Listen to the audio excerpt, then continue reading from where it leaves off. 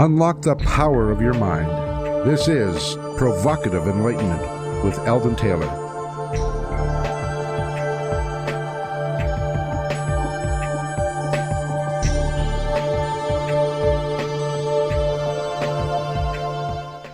Welcome and thank you for joining us today. The next hour, as I say every week, is devoted to learning something more.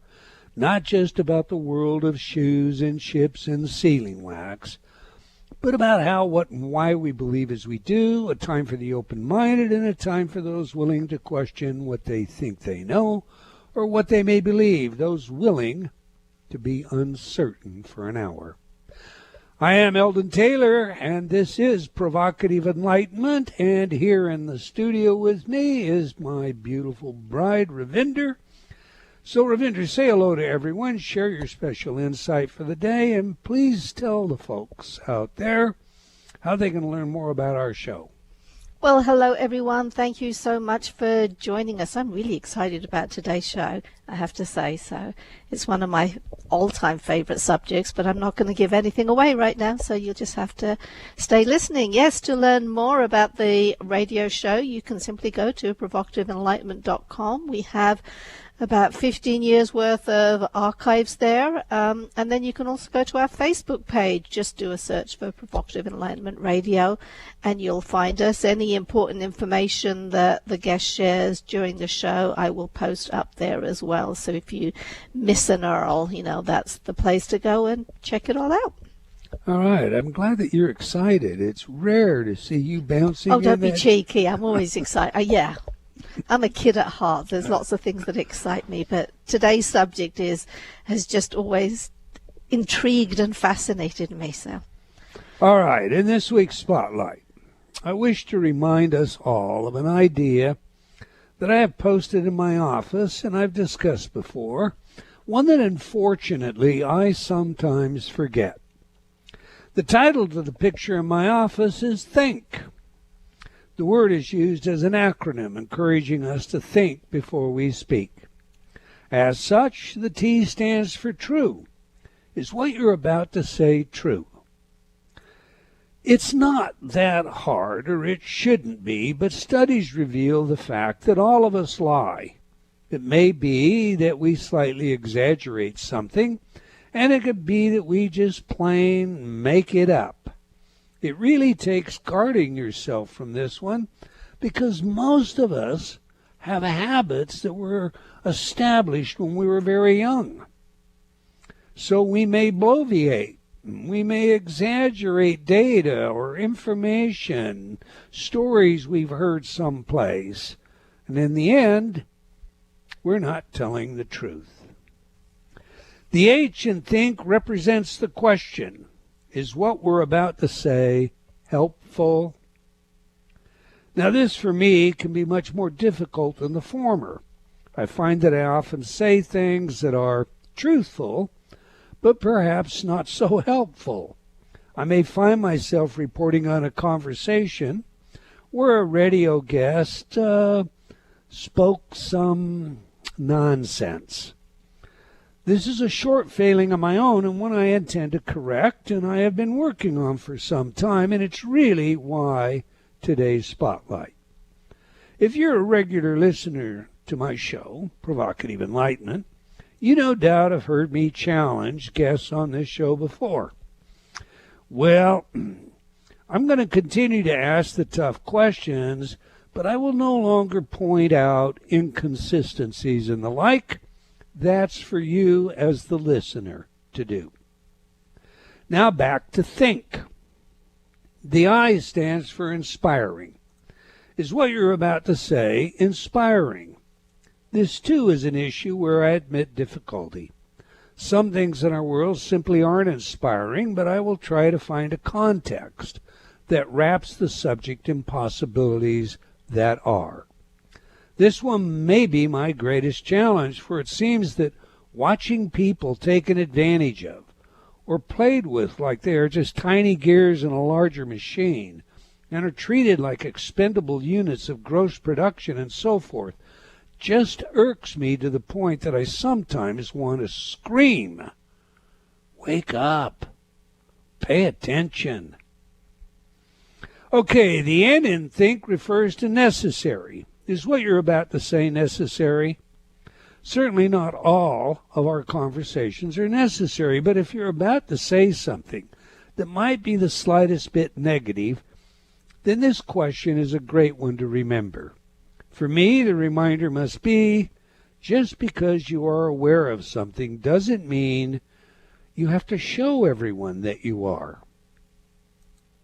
Finally, the K stands for kind. Is what you're about to say kind? In my opinion, this one is the most important, even above not lying.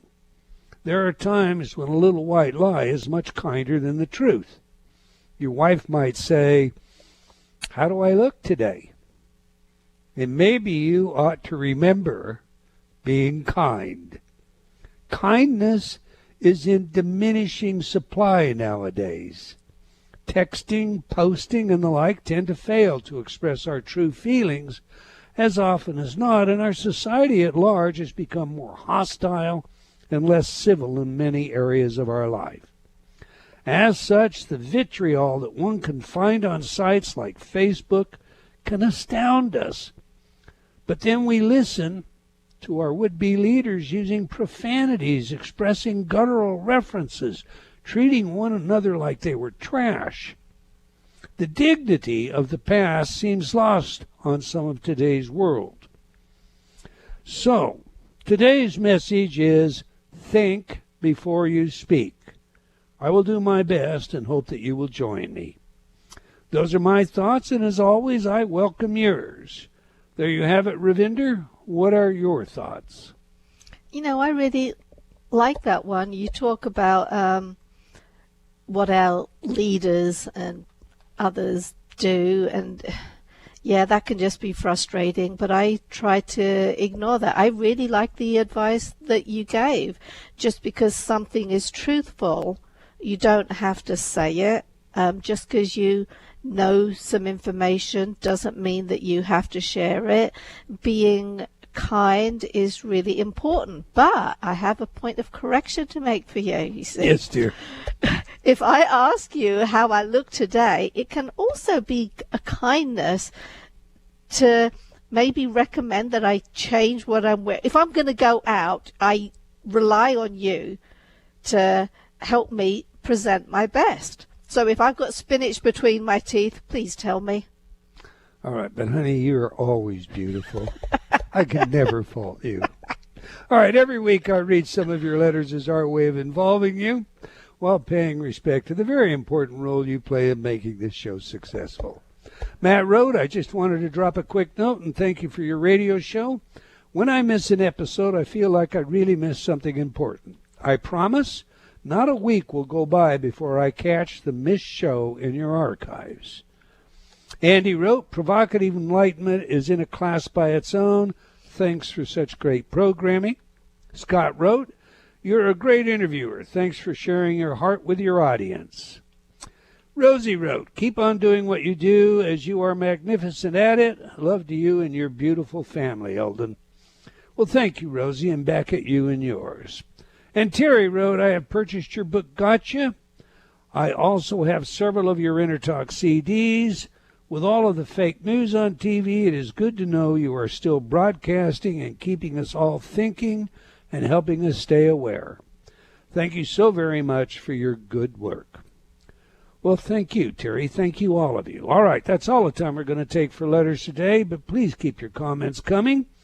We do sincerely appreciate your feedback. You can opine by sending me an email to Eldon, that's ELDON, at eldontaylor.com, or by joining me on Facebook at Dr. Eldon Taylor.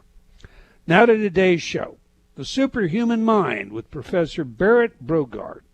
So let me tell you a little about today's guest. Berit Brogaard is professor and Cooper Fellow at the University of Miami. Her areas of research include perception, emotions, synesthesia, and Savate Syndrome. She is the author of Transient Truths, On Romantic Love, Seeing and Saying, Hate, Understanding Our Most Dangerous Emotion, and the Superhuman Mind, the subject of today's show. So on that, let's get her in here. Welcome to Provocative Enlightenment, Professor Berit Brogaard. Thank you. Thank you so much for having me. Indeed, my pleasure. Been looking forward to this one, and so has Ravinder. It's a wonderful book. I loved it. It's not a new subject to me, but the way you present it is thrilling. It's exciting.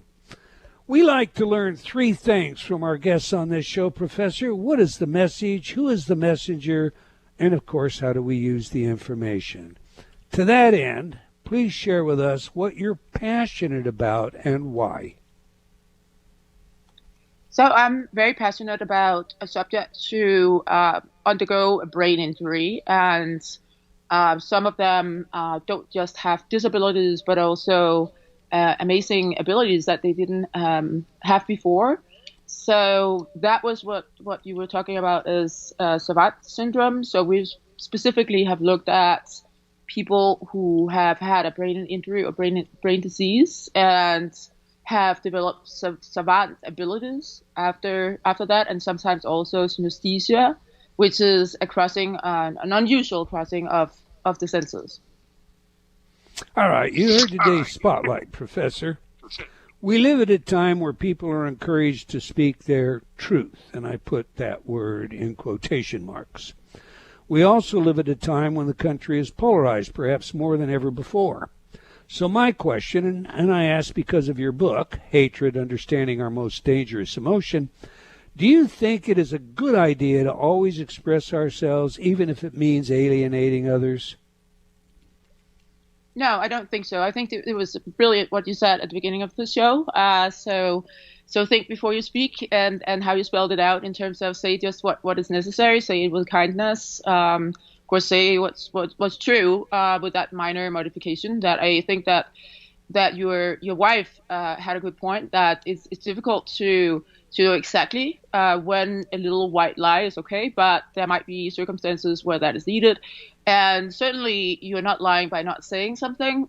So when it's not productive, when it's more like going to be either an attack on someone, that is not a constructive criticism, then yeah, stop doing it. Don't do it. Don't say it.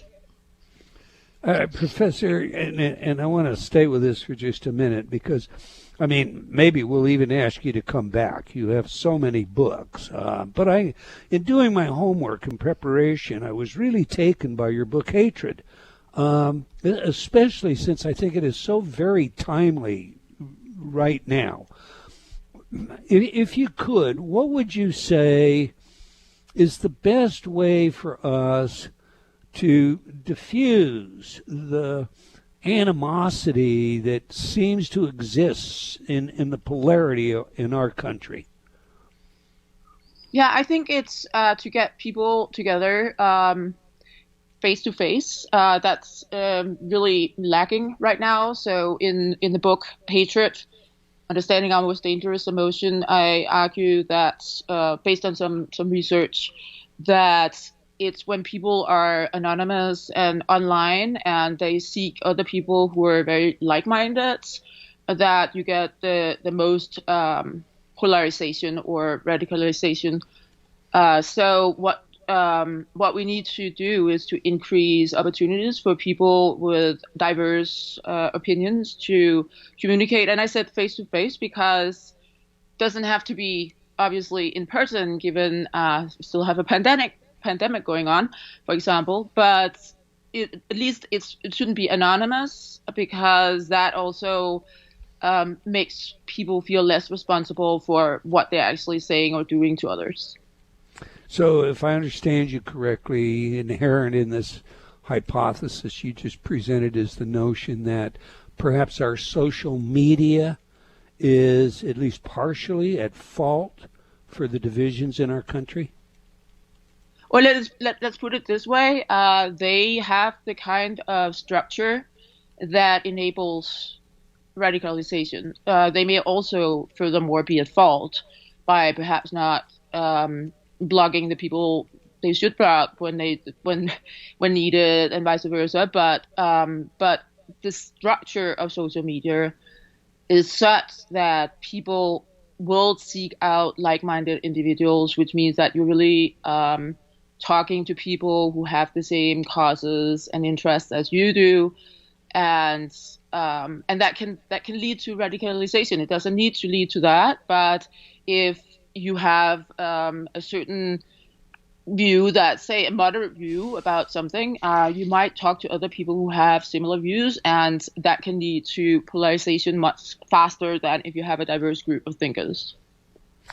Correct me if I'm wrong, but when I look at that, I think, there are two major fallacies that if we could just uproot those fallacies, we might make some progress. Dunning-Kruger and confirmation bias. Would you accept that as...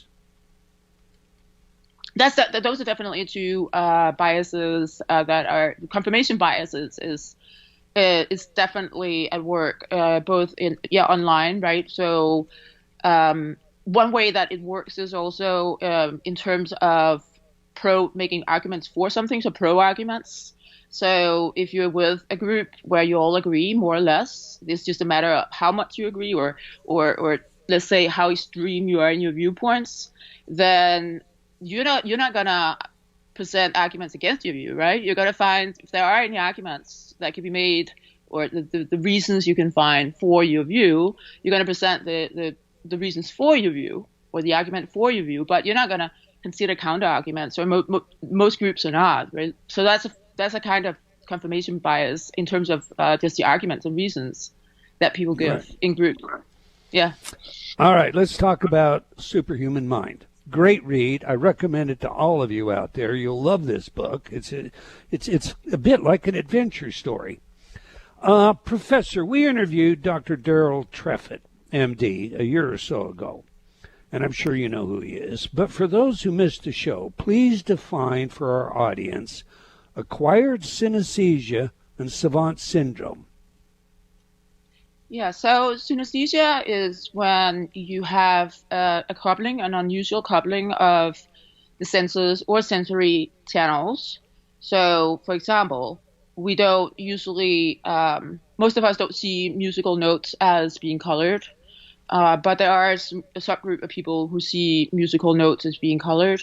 And by see, I mean either it can be projected, so outside, you can see it as if it really were there in the space around you, or you might see it in the same way as if you were imagining it, but you're not imagining it in the sense that you're not sort of making it up yourself. It's just sort of coming to you as you hear, say, a musical note. So that's an example of where the coupling of the senses is different from normal. In the case of Savate Syndrome, there we have very specialized abilities in areas like math or art, or it could be science, or related areas, and that's something that people either have from birth, or you mentioned acquired Savate Syndrome, and so that would be what takes place after, say, after you hurt your head, so you get a brain injury, and you might acquire Savate Syndrome or synesthesia. All right, I'm interested in underlying mechanisms for this, but to set the stage, we've had Jason Padgett on the show. What makes his case so special? His case was very special because he literally didn't have the kind of knowledge that he acquired after he was knocked unconscious. So I don't want to give the whole story again, because I'm sure you want your listeners to go back and listen to the episode. But that's okay. But he was knocked unconscious. Okay, he was knocked unconscious outside a karaoke bar, and still is working in a furniture store. He was a college dropout who was very much just interested at the time in sort of life in the fast lane. So girls and drinking, and after his brain injury, he developed synesthesia, a very idiosyncratic form of synesthesia. So he was seeing geometrical patterns in response to formulas or in response to thoughts about mathematics. So he actually went back to study math in college because he had dropped out of college, and started drawing what he was seeing. And that's so he makes these amazing drawings with a pencil. It's a very slow process, but it's sort of to capture what he's seeing in response to these formulas. And so he wrote his own book as well, and wants to teach what he now knows about mathematics to others. So that's his main purpose or goal right now, is that he wants to teach that to other people, adults. So if I can synopsize that a little bit. We have a guy that had absolutely no foreknowledge. He takes a blow to the head, he comes awake in the hospital, and we could say he's a mathematical, fractal mathematics genius. Fair enough? Yes. Okay. So now, I said I like to understand underlying mechanisms. So now I'm going to retreat a little bit and instead start thinking about how does someone acquire that kind of information? Is it out of the collective? So you were interviewed by Deepak Chopra regarding consciousness. And in your interview, well, let me digress. A couple of weeks ago, we interviewed Professor Philip Goff and discussed the idea of panpsychism. Please explain for our audience, in your view, the form of panpsychism that is attractive to you, and perhaps you may explain some of the phenomena inherent to acquired synesthesia and savant syndrome, such as that we just talked about with Jason. Or, in the alternative, you might tell me, no, panpsychism doesn't offer any possible explanation. Please go. Yeah, so I'm going to do both. So panpsychism, the version that I prefer to think about is that there is a kind of mental activity or consciousness, if you will, in everything around us, but that it requires a certain structure and organization to actually make up a mind. So even if we can, in a few years, detect, the conscious matter in a stone, that sounds almost silly, right? But there are actually neuroscientists who believe that we will be able to measure some kind of consciousness waves or something like that, eventually in things, like a rock or a stone or something that's not alive. Okay. But this is Please, a theory continue. this is a theory of consciousness. So it doesn't, at this point, offer an explanation of the brain as such. In fact, that might be what's missing in panpsychism, because while we can have theories about how consciousness is structured, we don't know exactly what it is that happens when say, a brain, right? A brain comes together in the way that that's structured, and suddenly we have a thinking individual. So no panpsychist that I know of would want to say that a rock or a stone thinks, right? Or has thoughts or has emotions. So we don't have. It's possible one day that we can use that to explain a lot of phenomena, but it will not be an explanation of what happened in Jason Padgett's case. Okay. Again, I'm going to summarize and make sure I've got this right. The universe is intelligent in some way. Conscious is, I'll save that word for when it emerges. But it is intelligent in some way. It all things, an atom, carries with it a certain intelligence. You agree or disagree? I agree in a broad sense of intelligence. Yes. Okay, and that's what I mean. So there is this field of information in the universe, and it can be in an atom, an electron. It can be in some higher order mechanism, or it can exist in a human being or an animal.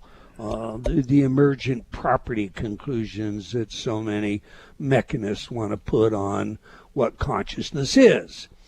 Is it possible in your mind that it is from this field that a pageant would gain the kind of information that he gained from a blow on his head? No, I don't think so.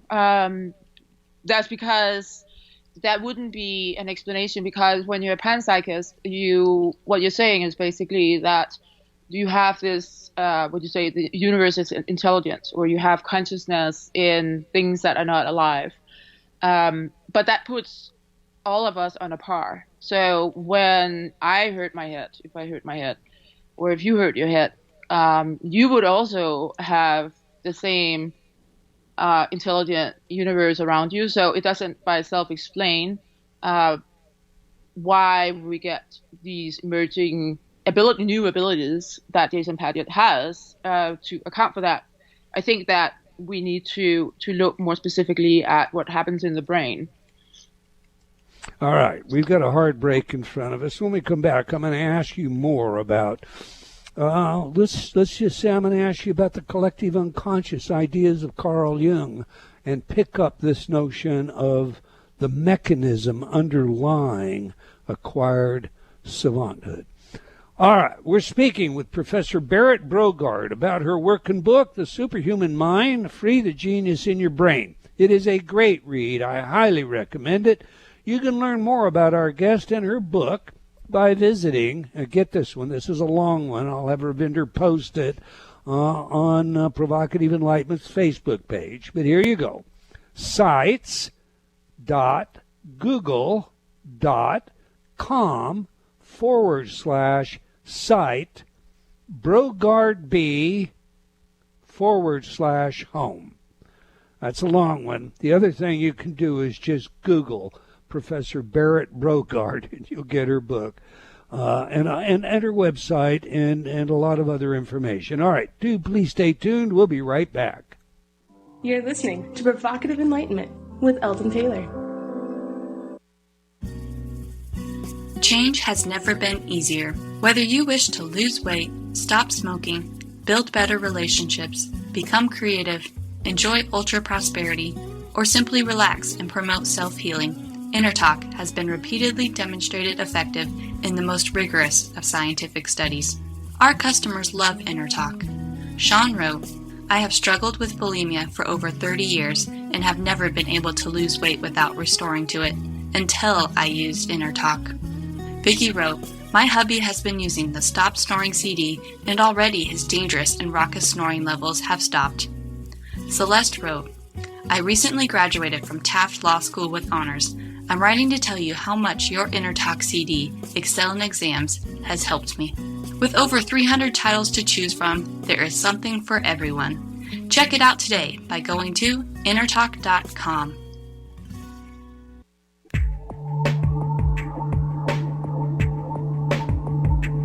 Unlock the power of your mind.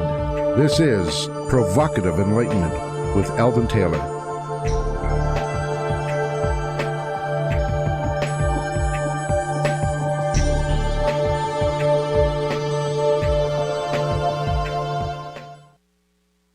Welcome back. If you just joined us, we're chatting with Professor Berit Brogaard about her work and book, The Superhuman Mind, Free the Genius in Your Brain.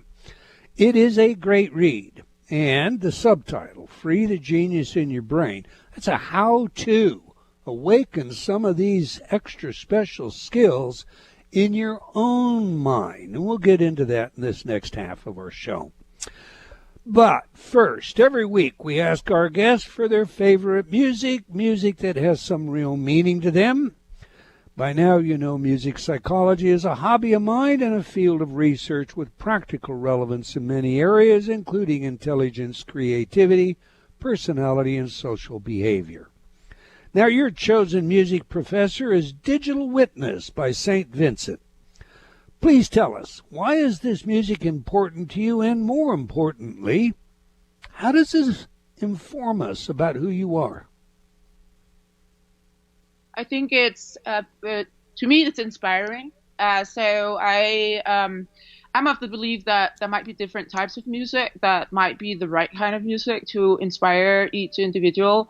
And sometimes when I listen to music and I feel like that inspires me to be creative or to write, and I sort of take note of that and use it actually then when I have to write and be creative. So that's not to say that the same piece of music will inspire everyone, but it's a good idea to find out if there is some music that inspires you to be creative in your own field. Well, it puts a bounce in my step. Does it do that for you? Yeah, it does. More in my mind, a bounce in my mind. That's cool. So yeah, in that sense, it makes me want to think about things. All right, we have some concurrent theories here that I want to put on the table, and I warned you about. Didn't warn, but mentioned that I would be asking you when we come back from the break. One of them has to do with the collective unconscious of Carl Jung. Another is the emergent property theory, that we become conscious as a matter of emergent properties. And still another is somehow the tabula rasa, that blank slate, isn't really blank at all.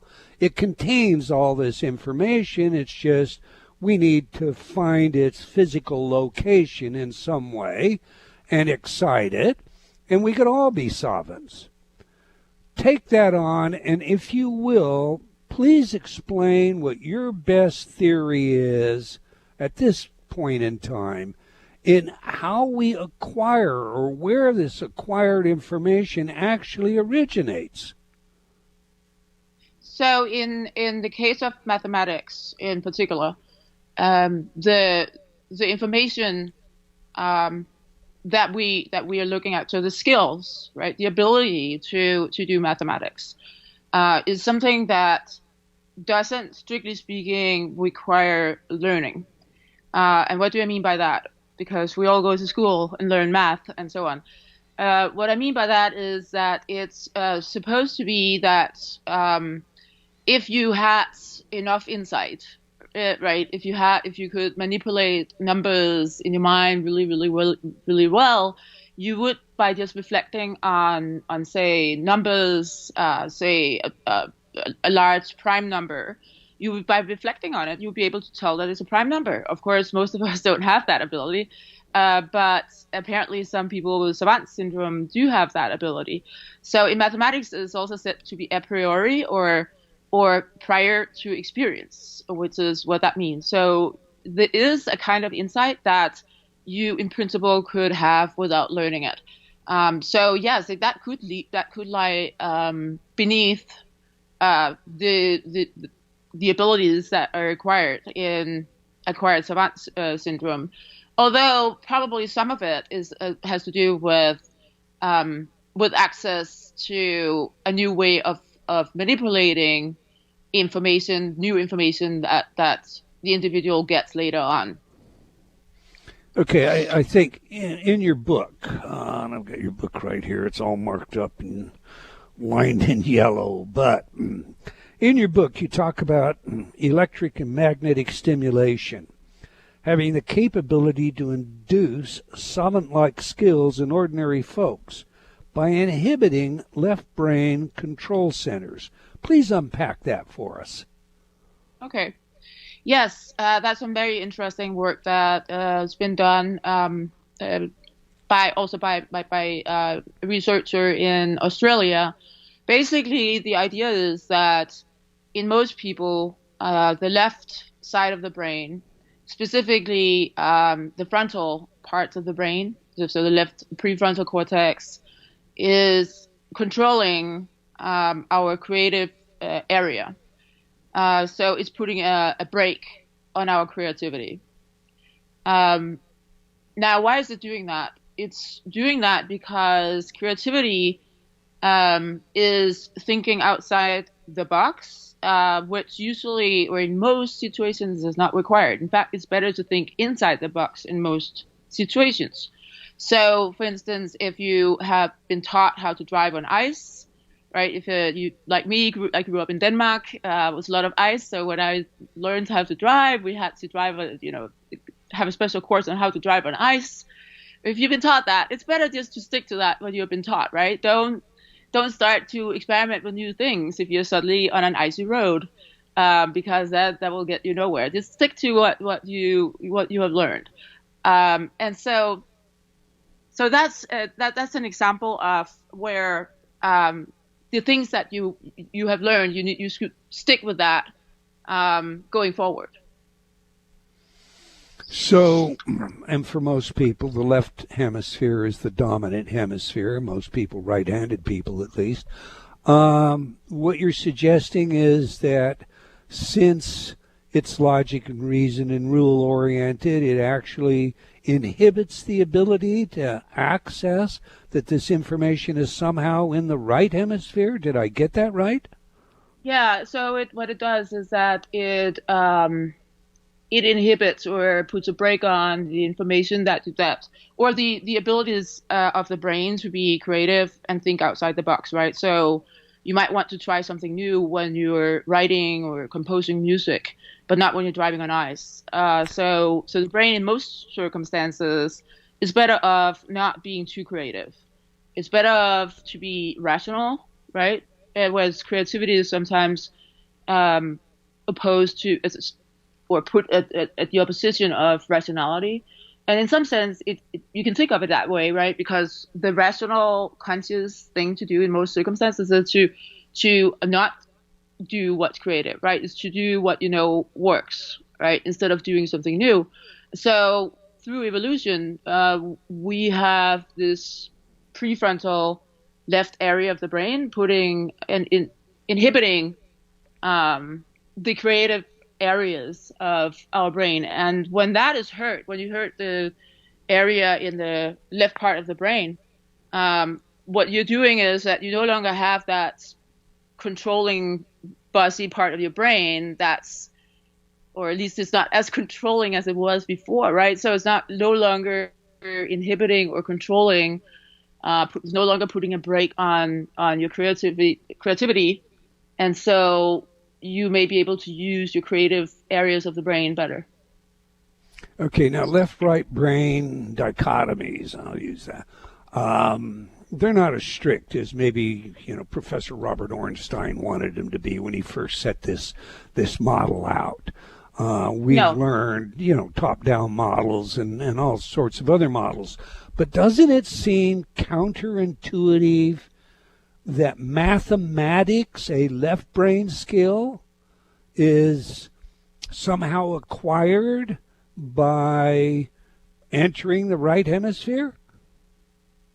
So when I said that the left, and I agree with you, of course, that when we talk about left hemisphere skills, we're not typically talking about the left hemisphere being solely involved in that skill. But it's also not the case that everyone gets, say, a blow to the left side of the brain and then they develop creative abilities. And Jason Patton, it was actually the other way around. So he had more of a blow to the right side of the brain, and something reorganized in his parietal cortex. At least that's the theory.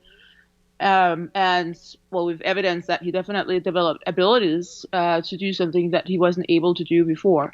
So it's not always the case it's not the only mechanism that can account for the different savant abilities, but it is one that explains the cases you described from my book, where you use a kind of magnetism, transcranial magnetic stimulation to induce savant skills in normal individuals. You do that by making them less inhibited.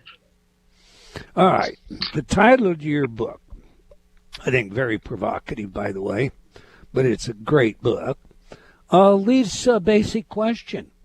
And we've kind of hinted at that. So can we all become geniuses, Professor? Unfortunately, not yet. So you don't want to hurt your head on purpose to the hope that you get the savant skill. So we don't really know yet how to do it, how to invoke the savant skills, except with transcranial magnetic stimulation. So that's one way we have done it. And similar ways, like the other ways to use electricity in the same way to unlock some abilities, but it's very temporary. So when you use transcranial magnetic stimulation to unlock some of people's abilities, it doesn't last, right? So it's you inhibit the left frontal area of the brain, and maybe you get some abilities that lasting 10 minutes or 20 minutes, and then it's gone. So we don't know how to permanently unlock those abilities yet, but it seems that we can do it temporarily. So the subtitle, Free the Genius in Your Brain, is that just a teaser, or are there steps, ways that we can enhance our cognitive abilities or our creative abilities, artistic, etc., approaching, at least headed in the direction of some of these skills outlined in your book that savants and synesthetes experience? Yeah, so we do look at whether you can actually train people to become synesthete, and it turns out that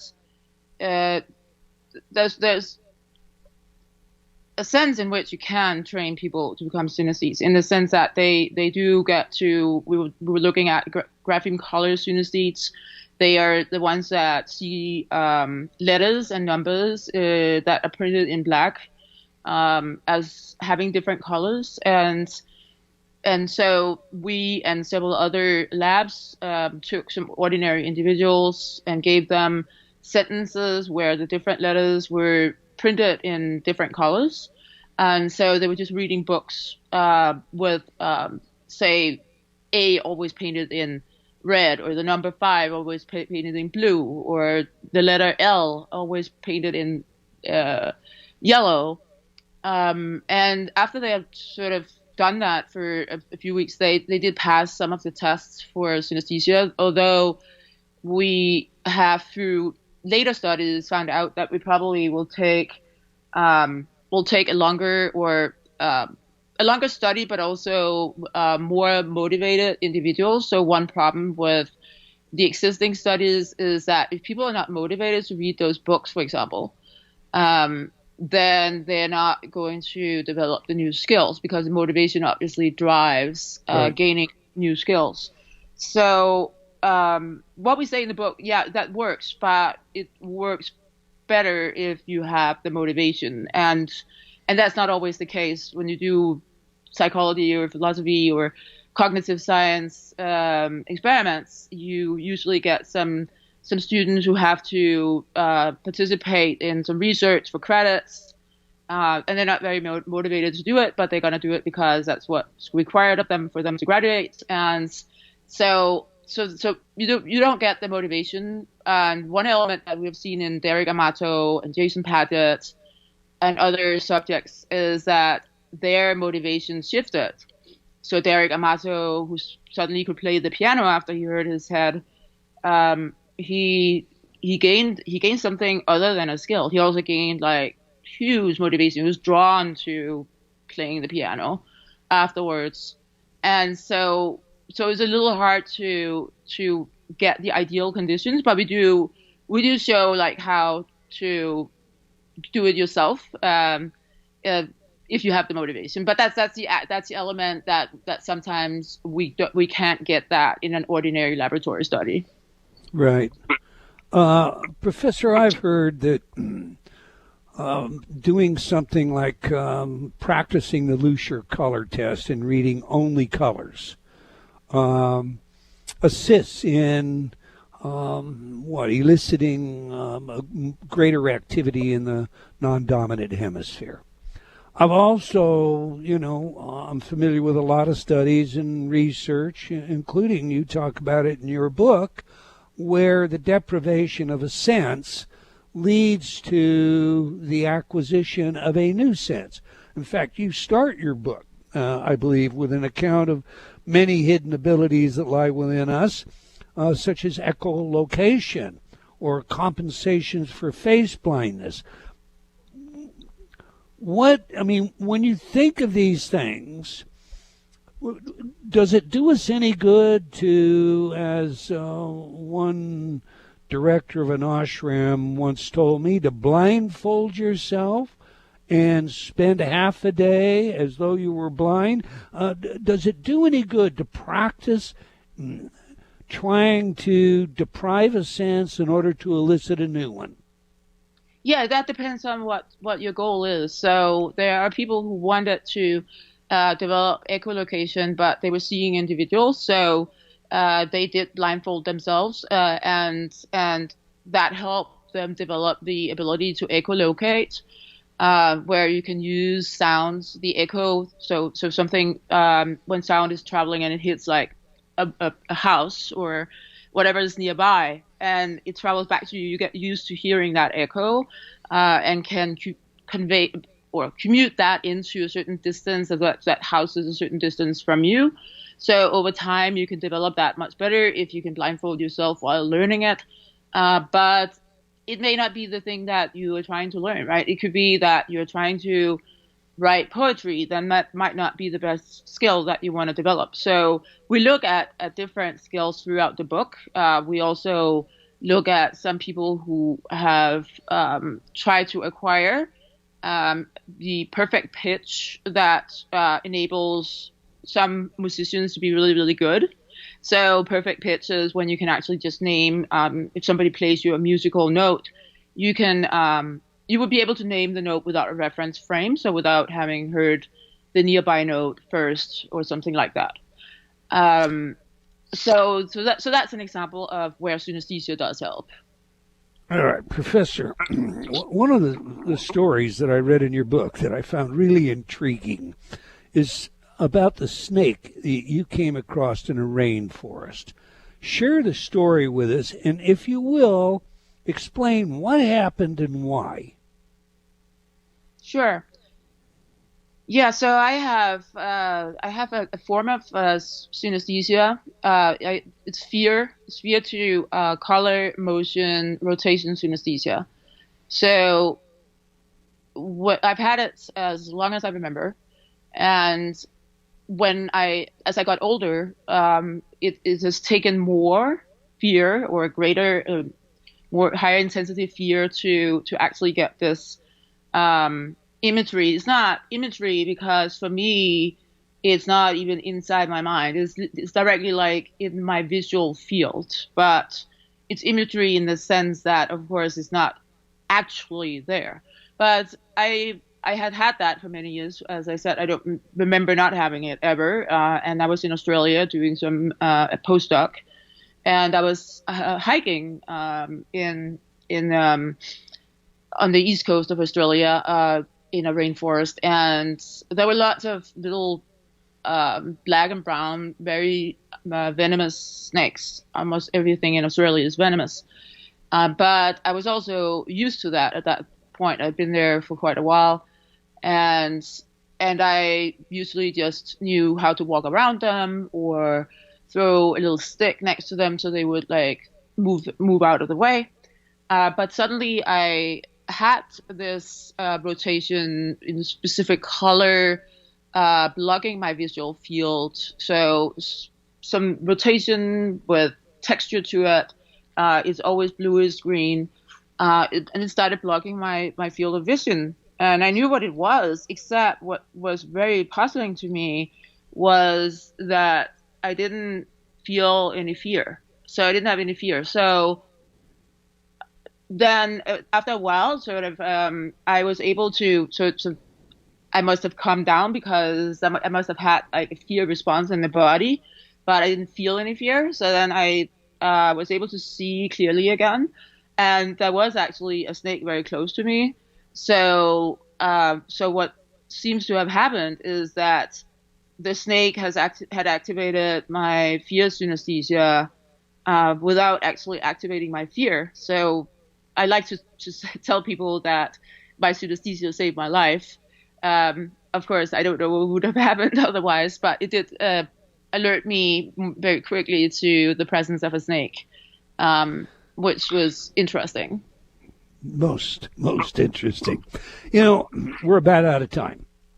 I've got so many more questions. The 5-finger piano study where they imagined and it was as effective as actually doing it. I've got so many more questions. I'm going to ask my staff to have you come back. But in 30 seconds, Professor, tell our audience how they can learn more about you. So I have a website, but I also have a blog that's called The Superhuman Mind on Psychology Today. And for those of you who are perhaps more interested in emotions, I also have a blog on Psychology Today called The Mysteries of Love.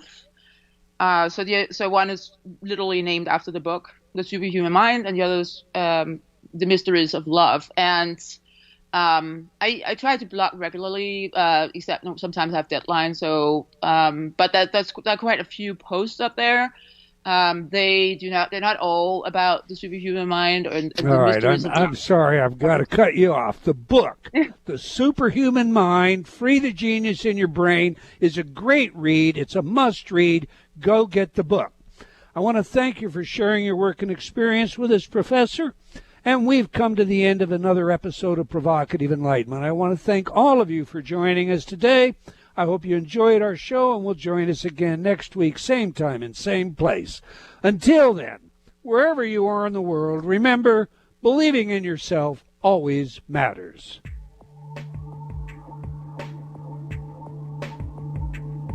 Provocative Enlightenment has been brought to you by Progressive Awareness Research and other sponsors. Provocative Enlightenment is a syndicated show and appears on other networks. For a schedule of show times, visit provocativeenlightenment.com. If you're interested in becoming a sponsor, write to Eldon at eldontaylor.com.